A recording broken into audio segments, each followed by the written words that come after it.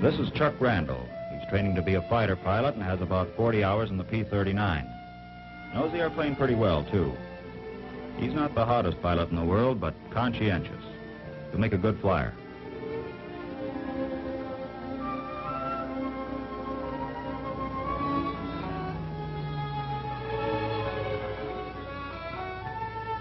Here's another of the boys. He has about as much time as Chuck, but a little different approach to his flying. For one thing, he didn't spend much time getting to know his airplane. It finally caught up with him. Coming in one day, his battery went out when the gear was only part way down. It was a funny thing, too, because the battery and generator had just been checked. Well, it meant emergency operation of the gear. He went through all the motions. It didn't feel right at all. It cranked much too easily. It didn't seem to be engaging. Reason? Well, he didn't wait to find out. He had other plans.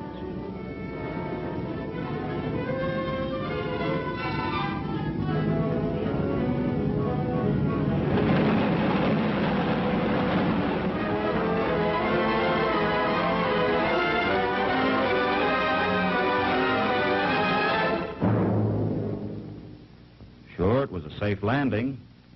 He didn't have a scratch. But it was a pretty sad-looking airplane. He didn't look too happy himself, and with good reason. In the first place, if he'd had the clutch handle to manual, he could have cranked the gear down without any trouble. In the second place, if he needed help remembering emergency operation, there's a card of instructions on the door. In the third place, if the generator had been on, the battery wouldn't have gone dead in the first place. The moral of that story is, know the airplane you are about to pilot. Now, flying the P-39 is not a lot different from the advanced trainers you've been flying. It has more power, it's faster, and it's very light on the controls. But just as with any new airplane, the more you know about it, the better you'll fly it. Much of the information you need, you'll get from your instructor. Some of it you'll get from talking it over with other men who are in training with you. But the best reference guide is your own experience. It's something you'll always have with you. So keep it up to date. Well, now let's start at the beginning with Chuck and see what he found out. What do you say, Chuck? Okay, sir. Well, after the tech orders and a thorough check of the cockpit, I was ready to give it a try. With the tail in the air, I could see where I was going without essing. She taxied very easily with short bursts on the throttle, and I let her coast a lot. Didn't have to use much brake. Getting her in the air was all right. As a matter of fact, it was fun. I'd never flown that much power before, and I was surprised how easily she handled. But I hadn't never landed a tricycle gear job before either, so I guess I was a little uncertain about bringing her in. I could see I was coming in pretty fast, and there wasn't going to be enough runway. So I gunned her to go around again. I knew the fellows were watching, but I figured I could live that down easier than messing up a nice new airplane. Then I brought it in again.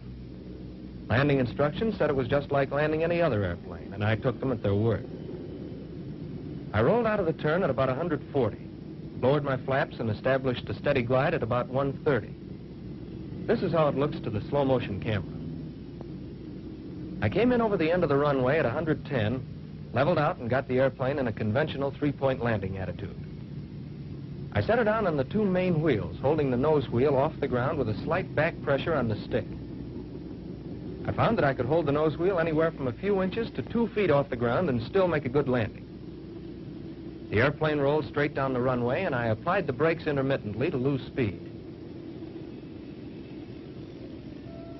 We don't roll up the flaps here until we park, since there are no stones to damage them, and there's less chance of hitting the wrong switch. How was the first flight, Chuck? Have any trouble? No, sir, it was okay. It was a lot different from what I expected.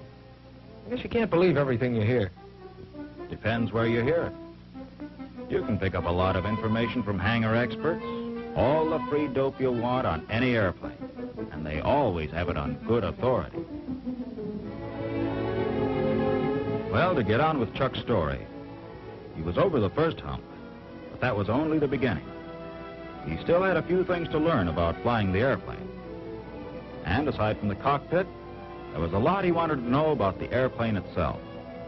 It's good background. Might come in handy someday.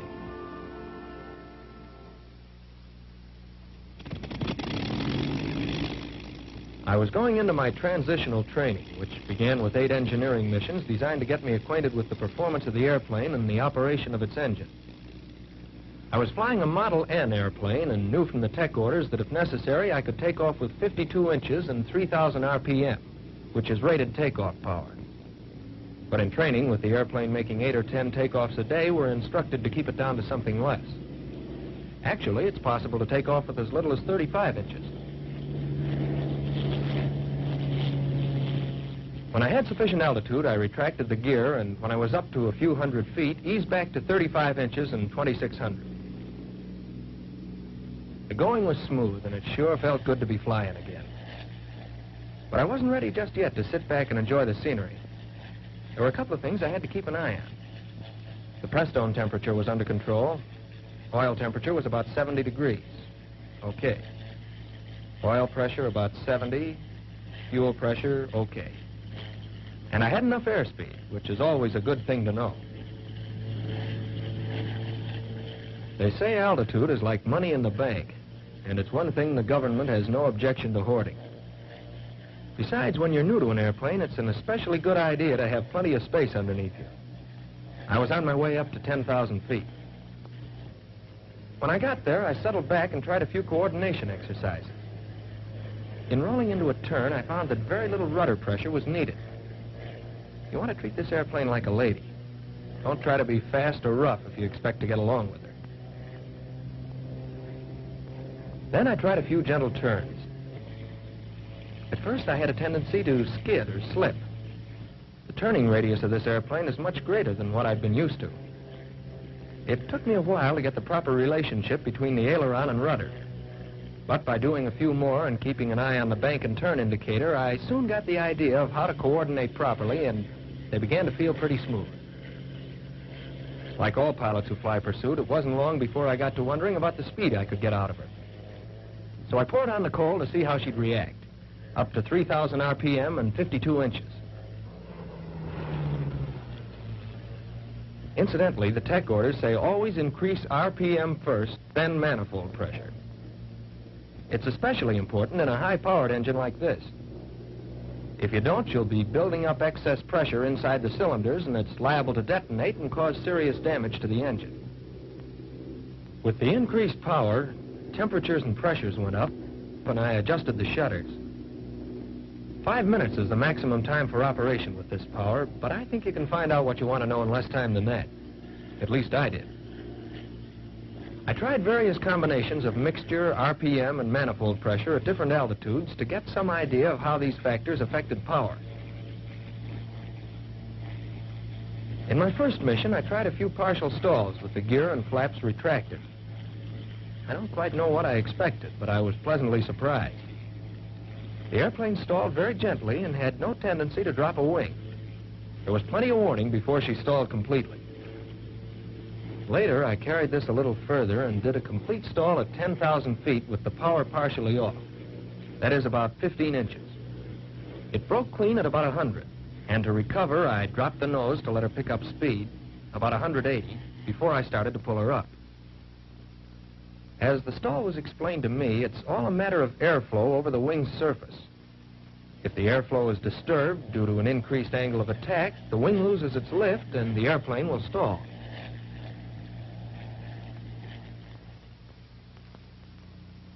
When the airplane approaches a stall, turbulence begins at the roots. And as this section begins to stall, it causes a shuddering. The tail buffets slightly from the effect of this turbulent air.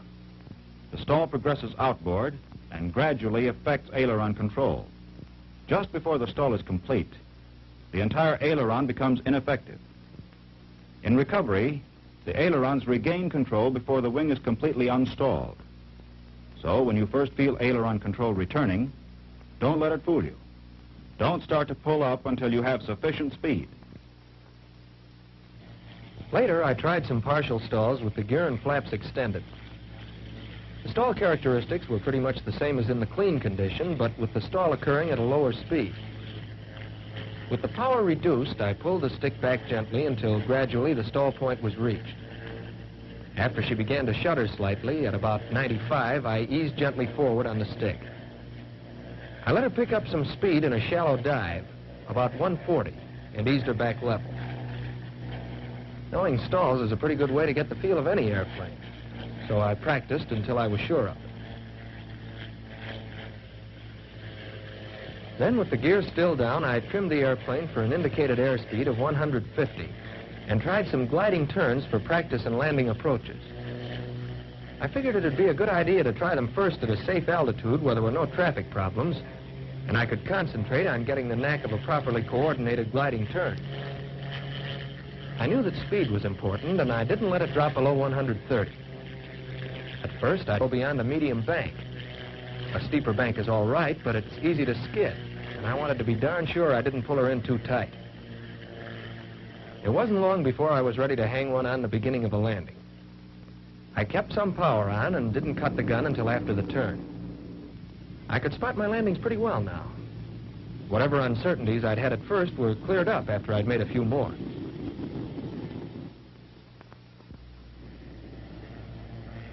Another day, I gave some attention to climbing. With normal climbing power, 2,639 inches, she indicated 160, which is the best climbing speed. Compared to the trainers I'd flown before, this baby really climbed. At 12,000 feet, I put her in a dive. I'd tried a few before, and this time I wanted to get up to 400. I hadn't trimmed for the dive, and I found that I needed left rudder and some forward stick pressure to follow a straight flight path. At about 7,000 feet, I started to pull out very gradually. It didn't matter so much how fast I was traveling, just so I took it easy in the pullout. In a dive, the greater the speed, the more gradual the pullout has to be. I still had a lot to learn about the airplane, and flying tight turns was a good way to do it. It helps to develop the feeling for the airplane, which is so necessary for combat flying. It's important to be in full control at all times, and so it meant working up to them gradually. As I went along, I reefed them in tighter, and pretty soon was pulling them in almost to the stall point. I was making the turns as tight as I could without stalling out. There was a definite change in the feel of the controls just preceding the stalling condition. I could feel a buffeting on the tail, and the whole airplane shuddered.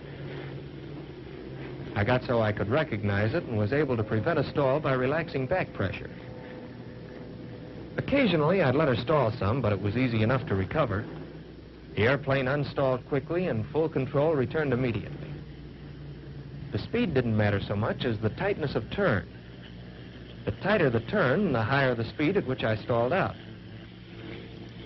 I practiced tight turns on a number of missions and got to be pretty sure of myself, and probably a little careless.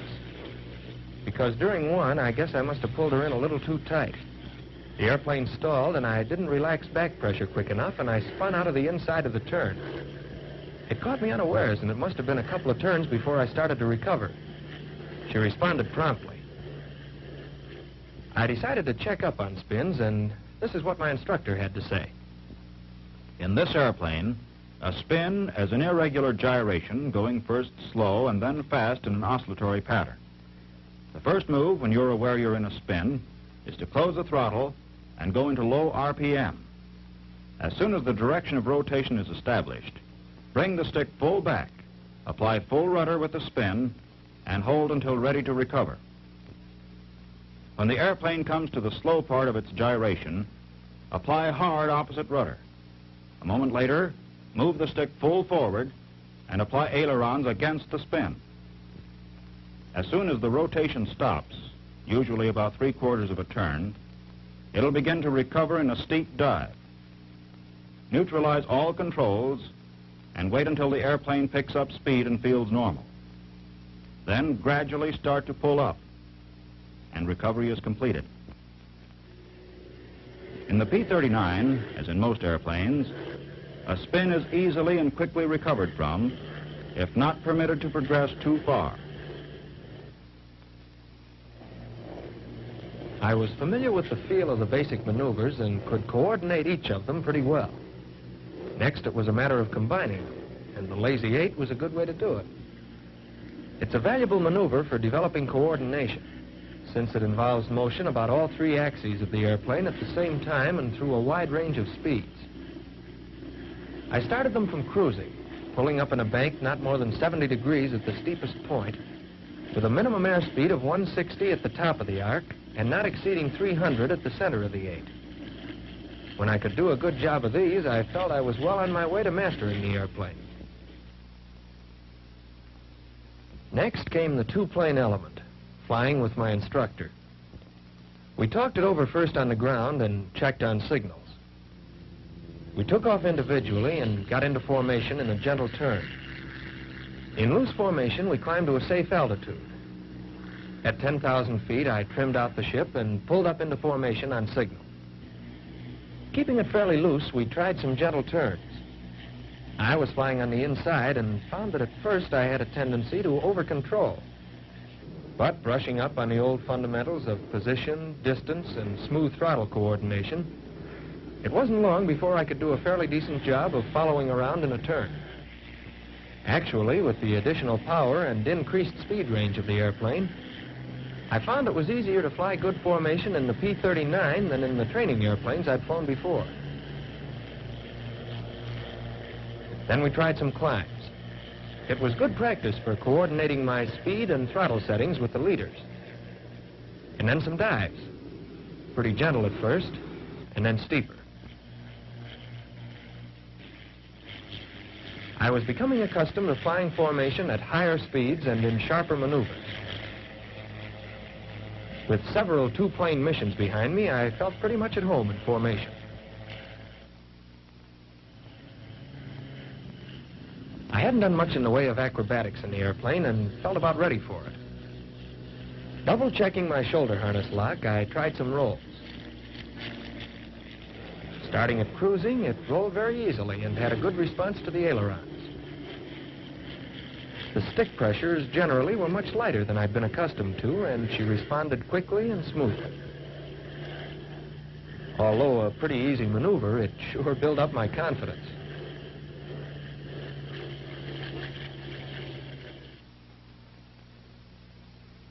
Then came loops. During this maneuver, the airplane flies through two speed extremes, high at the beginning and end, and low at the top. Trimmed for cruising, I applied left rudder as I pulled up. As the speed decreased, I relaxed rudder pressure. As the airplane continued up, I applied right rudder. On the downward arc, as the speed increased beyond cruising, I relaxed right and gradually applied left rudder. Straight back on the stick fairly hard so as to maintain sufficient speed to carry me through at the top. Nearing the inverted position, I relaxed back pressure slightly and stretched my neck backward as far as possible to see the horizon when it appeared. I could use it as a reference in keeping my wings level. Then on down and around. After more acrobatic practice, I felt I could handle the airplane in all attitudes and was confident in trying my hand at more advanced maneuvers. Something my instructor said helped. With proper instruction, you should feel no apprehension about attempting almost any maneuver. And you'll find that very often fear of the unknown is removed by deliberately doing what you're afraid will happen.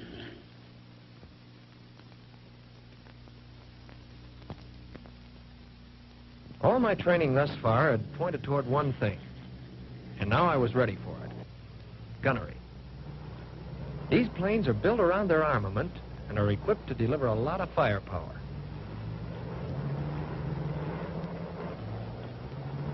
First, I tried my hand at ground targets.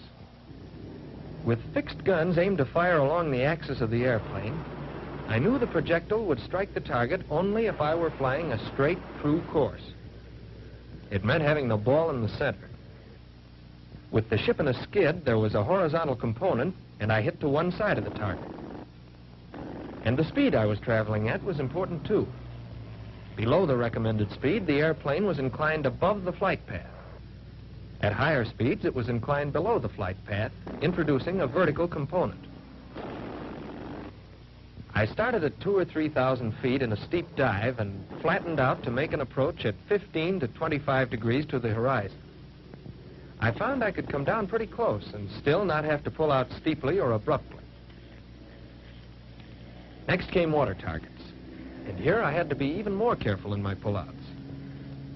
I didn't hit very much at first, but I was told not to be too concerned. Accurate judgment of speed and timing in pullouts can only be attained with many practice runs. Since this airplane has proved an effective weapon for attacking ground objectives, my training included low-altitude flying and simulated strafing. Then came deflection gunnery practice on aerial targets, making dry passes at another ship. I started with a small amount of deflection, turning to keep lead on the target. Gradually, I increased the speed and narrowed the angle. And it soon became evident that my practice in tight turns was time well spent. Just lately, I've been practicing with live ammunition on a towed sleeve, which brings me pretty well up to date. As a matter of fact, I'm due for a mission right now. So long, fellas. See you around. Thanks, Chuck. You men going into training in this airplane will probably cover much the same ground, perhaps in much the same way. You'll be flying an airplane which is fast and powerful. It is sensitive to the controls and quick to respond. Know thoroughly its characteristics, and when you join the men now in combat, your job will be easier, and like theirs, well done. For in the various war theaters, the record shows that when American fighting men, in fighting airplanes, set out for an enemy objective, the report is sure to be mission accomplished.